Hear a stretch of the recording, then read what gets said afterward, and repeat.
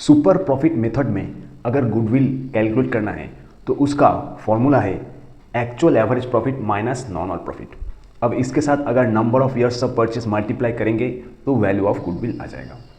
अब देखो normal profit कैसे कैलकुलेट करना है। तो बेसिकली नॉर्मल प्रॉफिट मतलब average capital employed into normal rate of return, यानी कि कैपिटल एम्प्लॉयड के साथ नॉर्मल रेट ऑफ रिटर्न अगर मल्टीप्लाई करेंगे तो नॉर्मल प्रॉफिट आ जाएगा। अब कैपिटल एम्प्लॉयड कैसे कैलकुलेट कर सकते हैं, या तो हम एसेट साइड अप्रोच या फिर लाइबिलिटी साइड अप्रोच हम ले सकते हैं।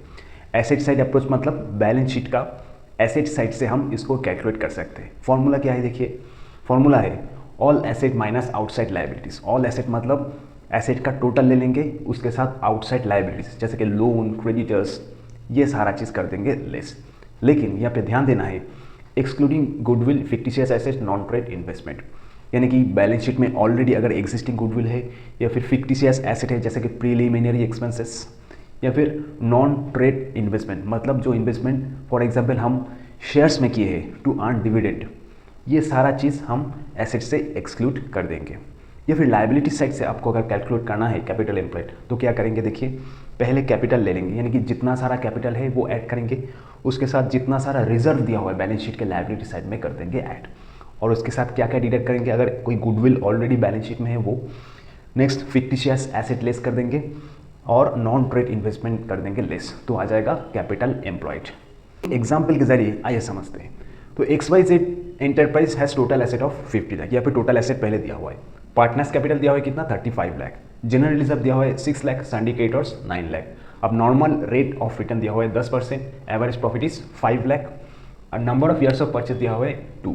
तो सबसे पहले नॉर्मल प्रॉफिट कैलकुलेट करेंगे। कैसे, normal profit equals to capital employed into normal rate of return.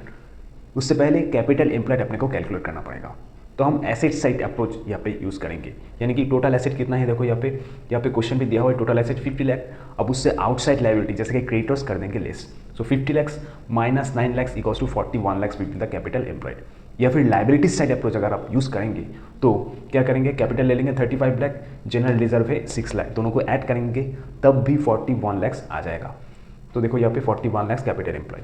अब नॉर्मल रेट ऑफ रिटर्न इसके ऊपर 10% करेंगे तो full lakh 10,000 is the normal return.